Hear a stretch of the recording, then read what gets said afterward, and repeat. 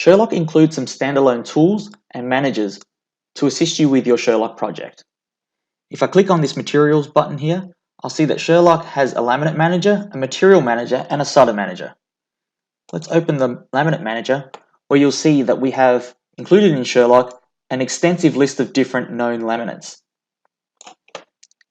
I can double click on one of these to view the mechanical properties of that specific laminate.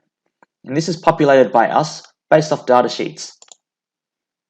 It's also good practice before you use a laminate to go through and ensure that the properties are correct for your project.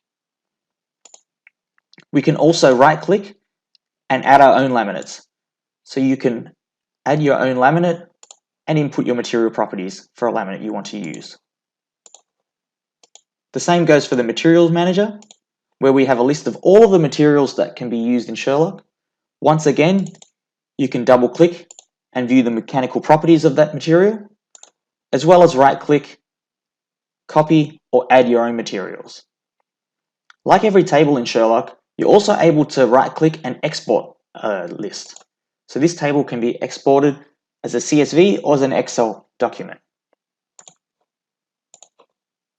Once again, in the Solder Manager, you'll see that Sherlock includes 4 standard solders in here. You can double click to view their properties, as well as right click to add your own. In the Tools drop-down, we have some standalone tools. So a unit conversion tool, a failure rate tool, and a standalone plated through-hole fatigue and solder fatigue tool.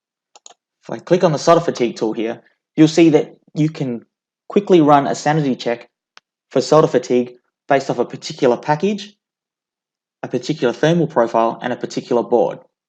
And this will give you your stress, your strain energy, and your cycles to failure for that particular package in that temperature cycle and on that board.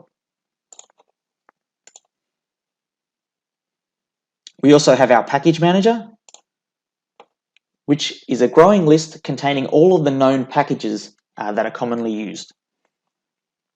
If you're unsure of what package to use, you can always go into this list, and by selecting some options here, it can narrow down to a particular package that you can use.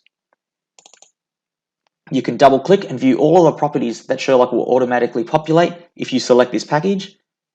You can also edit the properties in this package, as well as view a 3D model to see how Sherlock will actually model this package.